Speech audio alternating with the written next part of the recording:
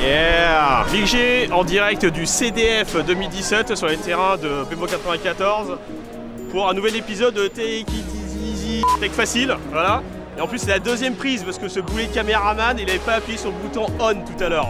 Donc on recommence tout. Allez, aujourd'hui, petite vidéo, enfin nouvelle vidéo sur comment entretenir rapidement votre lanceur, le garder opérationnel après une bonne journée de jeu. Et là c'est le meilleur exemple ici avec le championnat de France, donc avec toutes les meilleures équipes au monde je dirais, donc françaises. Et on va essayer de choper un gun. Aujourd'hui on a choisi le Géo de chez Planet Eclipse, l'un des fleurons de la compétition. Et je pense qu'il y aura probablement encore un ou deux joueurs qui jouent avec. Allez hop, on va en chercher un. Les SNT, région parisienne. Non, et oh, Comment? on est dans l'Aube, nous. On est dans l'Aube. Il y en a deux équipes, il y a Parisien et les Hauts-Bois. Ah d'accord, vous voyez, je connais même pas les équipes françaises, voilà. Nouvel épisode de Take It Easy, petite vidéo sur l'entretien des lanceurs, voilà. Et je suis à la recherche, je sais on n'en voit plus trop, mais un lanceur Planet Eclipse, s'il y en a ici dans l'équipe. Voilà. Hey, c'est cool hein. Alors, un beau Géo, griffé à Salah. On va prendre quelques minutes. Attends, déjà, les gars, c'est 1, 2, 3, ça là. Ah oui, c'est vrai. Ouais, oui, les gars, 1, 2, 3, ça là. D'accord. 1, 2, 3, ah, ça là. Allez, on va essayer de se poser quelque part. Bah voilà, tiens, regarde. Il y a une table, il y a une table à faire de la place. Allez hop. Donc voilà, le Géo. C'est un lanceur 10 spool valve, donc un fonctionnement électro-pneumatique. Il y a très peu de pièces mécaniques dedans, donc l'entretien il est relativement simple, c'est-à-dire de garder le plus propre possible, évidemment, ça c'est le b.a.-ba, mais surtout avec une lubrification, je dirais, pas trop poussée. On va regarder quelles sont les pièces mobiles, les pièces à lubrifier et à surveiller régulièrement. Et ça, je vous assure, n'importe quel possesseur de lanceur peut le faire, vous n'avez pas besoin d'envoyer un super tech de la mort de l'espace. Mais bon, au cas où, vous appelez Paintball Garage et là il pourra s'en occuper. Ce que je vais faire là, je vous conseille de le faire à chaque fin de journée, que ce soit training, compétition, loisir, quoi que ce soit. Il est important avant d'aller prendre votre douche, d'aller vous laver, d'aller faire les câlins avec madame, occupez-vous de votre lanceur parce que la prochaine fois que vous allez le ressortir du sac, vous serez bien content qu'il soit opérationnel tout de suite et pas 5 minutes avant le début du match vous dire ah merde, j'ai oublié de nettoyer, de l'entretenir et tout ça. On va d'abord accéder à la culasse.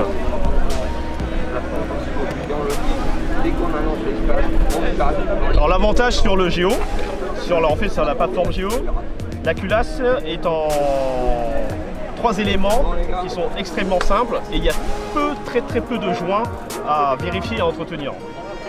Donc là, la partie arrière, la partie avant. Vous pouvez constater, c'est super simple. Donc une fois retiré la culasse, un coup de sauve à l'intérieur, ensuite on va nettoyer les yeux. Bon, j'espère que vous m'entendez bien. Rapproche ton micro un peu là. Allez, pour commencer, la culasse.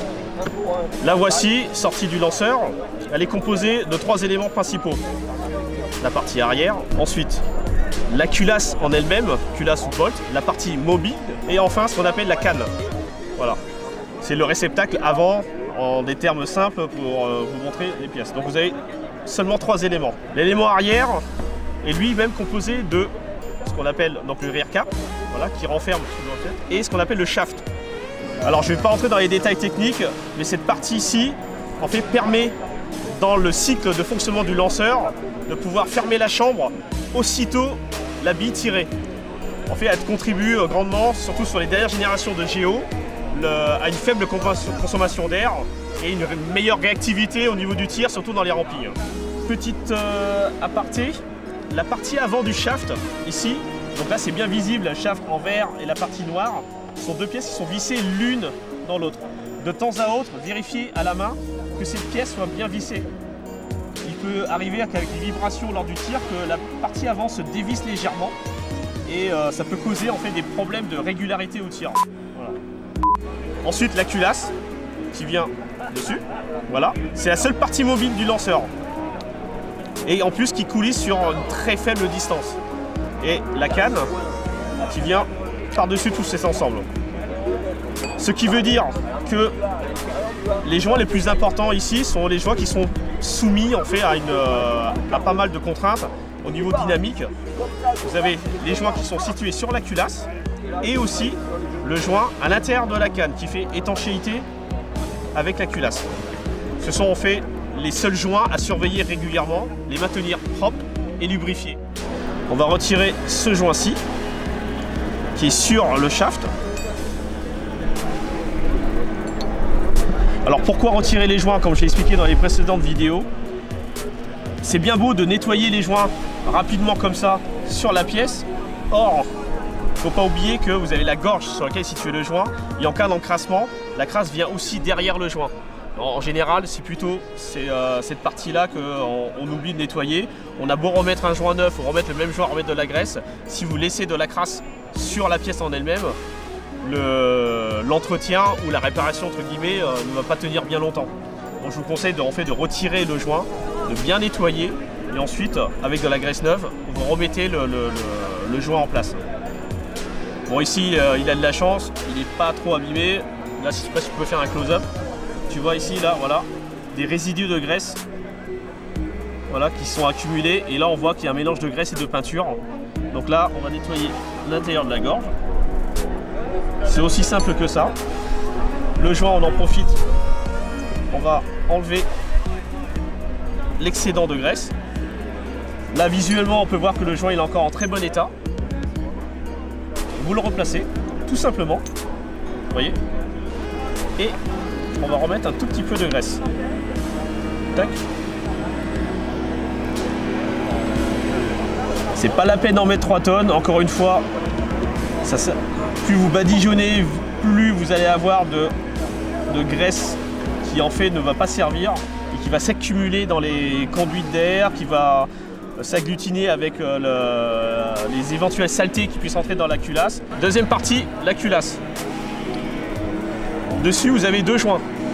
Le premier n'a juste qu'un rôle d'amortisseur. Celui-ci, lorsque la culasse vient se projeter vers l'avant, va venir amortir la culasse sur l'intérieur de la canne. Donc ce joint n'a aucune fonction d'étanchéité. Vous l'essuyez bien. Celui-ci, il faut le changer lorsque vous constatez qu'il est légèrement abîmé, il a gonflé, il s'est déformé.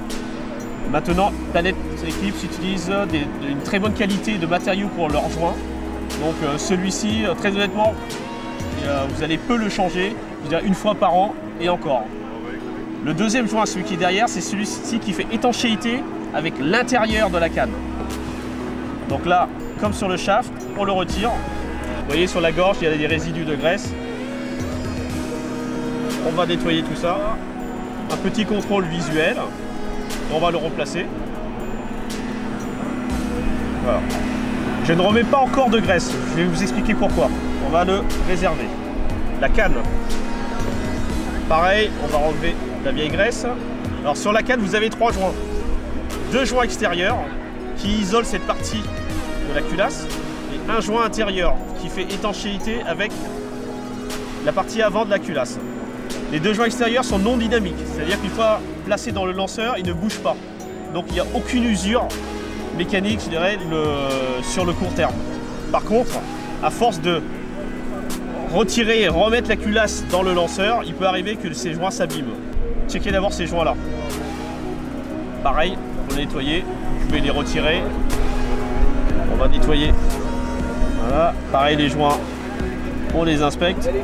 À partir du moment où vous voyez une coupure sur le joint ou quoi que ce soit de suspect, vous le jetez, vous le remplacez. Le joint intérieur, on va le retirer avec le petit pic. Voilà. C'est celui qui va s'encrasser le plus. Tout simplement, c'est le premier joint d'étanchéité sur la culasse. Lorsque la culasse, dans son mouvement à l'arrière, ça va créer une petite aspiration d'air et toute la crasse qui peut s'accumuler ici, ou la peinture, va venir s'agglutiner autour de ce joint en général. Donc régulièrement, très régulièrement, checkez l'intérieur, vous retirez le joint avec un petit pic de quoi, hop, vous voyez, hop, voilà. Il y a de la vieille graisse mélangée avec de la peinture. On termine avec le chiffon. Un petit contrôle visuel, il n'y a rien qui puisse, rien de suspect à l'intérieur. On essuie le joint. Alors, avant de remettre le joint, je prends la canne, je prends la culasse. Et sans mettre de graisse, on va remplacer l'ensemble. Et là, manuellement, à la main, vous faites ça. C'est tout simplement pour vérifier l'étanchéité et le bon état du joint sur le bolt. Il faut que vous sentiez un minimum de résistance sans pour autant forcer. Maintenant, vous replacez le joint interne. Et là, vous prenez la culasse, vous l'inversez. Pareil, vérifiez l'état de ce joint.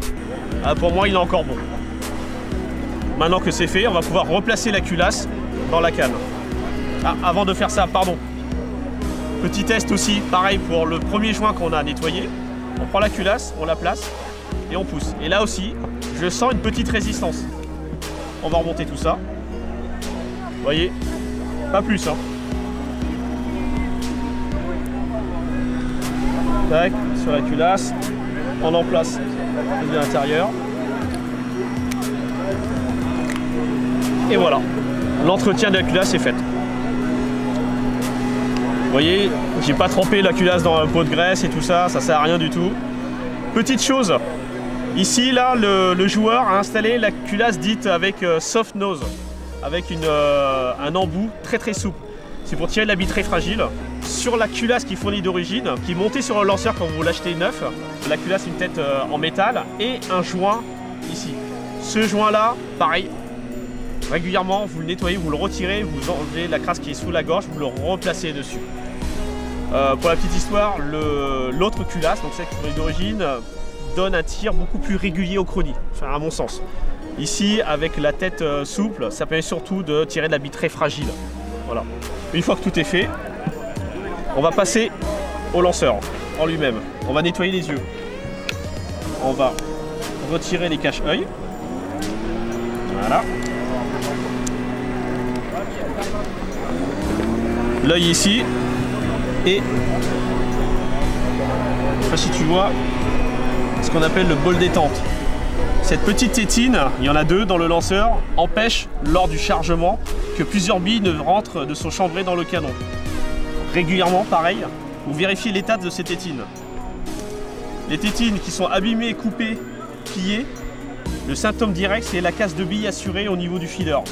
Vous cassez beaucoup, la première chose à vérifier c'est ça. Vous retirez les bols détente et vous vérifiez qu'ils sont encore en bon état.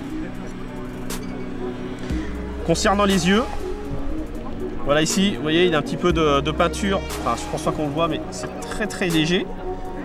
Un petit coup de chiffon. Alors si vous pensez qu'il y a un peu trop de gras et tout ça, vous pouvez le dégraisser avec de l'alcool ou alors du WD-40 sur un coton-tige et vous dégraissez un maximum donc les petits capteurs. Avant de remplacer le tout, vous vérifiez dans les orifices qu'il n'y ait pas de débris, de peinture. Là avec la clé, je vérifie, voilà. Là il n'y a rien. Et si vous voyez de la peinture, un petit coton-tige pour enlever les petits débris, enlever la peinture qui risque de boucher les capteurs. On va remplacer le tout. Voilà. Alors attention quand vous remplacez le cache-œil, à ne pas pincer les fils de l'œil. Là vous risquez de les couper et effectivement ensuite ça ne fonctionnera plus. Voilà.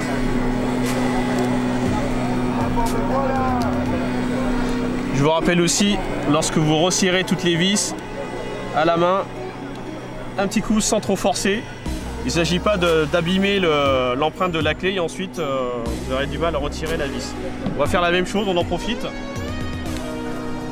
avec le côté gauche. Voilà, l'œil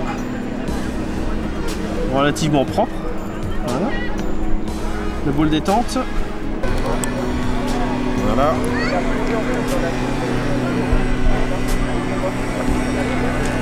Ça c'est fait. La culasse.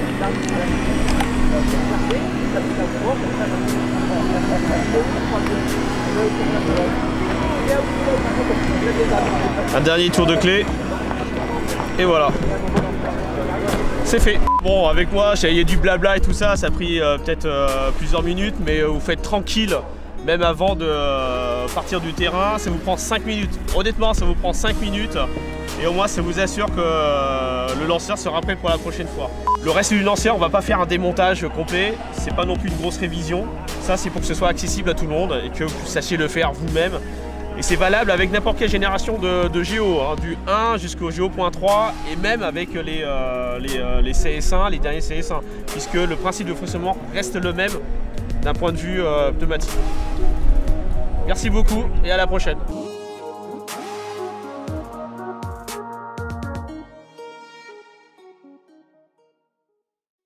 Top de fin, c'est bon, c'est fini, on peut se casser. Ah merde,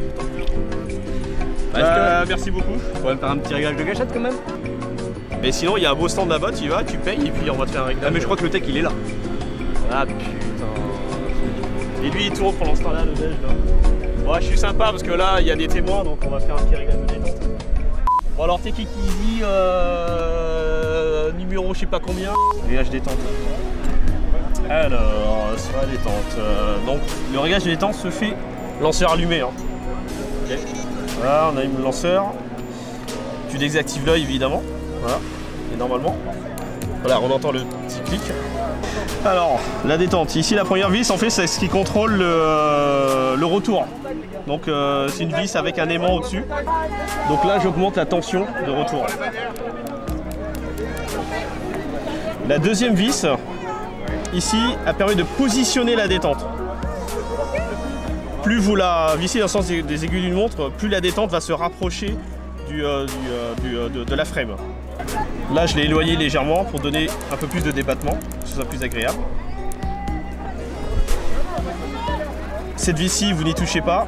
Celle-ci, c'est le... Vous n'y touchez pas aussi. En fait, c'est la vis qui commande le choix, parce qu'en fait, ça... oui, petite parenthèse, la plateforme Géo. Oh, vos gars, il y en a qui travaillent là! Alors, je recommence. Cette vis, en fait, elle commande le déclenchement du tir via switch. L'avantage sur le Géo, c'est que vous pouvez choisir entre un déclenchement optique ou un déclenchement mécanique via switch. Et la dernière vis ici, c'est ce qui contrôle le calage de la détente une fois que le coup est parti. Le coup est déclenché. Et là, vous pouvez régler en fait le débattement. Je l'augmente légèrement. Alors certains joueurs ont préféré un débattement très court, d'autres plus large, c'est-à-dire avec un mouvement des doigts avec une grande amplitude. Ça c'est pour ça vraiment franchement c'est un réglage ergonomique qui va changer suivant le joueur, suivant la personne. N'oubliez pas à chaque fois que vous réglez la détente de tester main droite mais aussi main gauche. Certains réglages permettent un meilleur déclenchement d'une certaine main, mais tout simplement ça va être suivant chaque joueur. Encore merci pour le lanceur et puis rien, casse-toi. Ok, ça marche. A plus. Non, ça y est, c'est fini.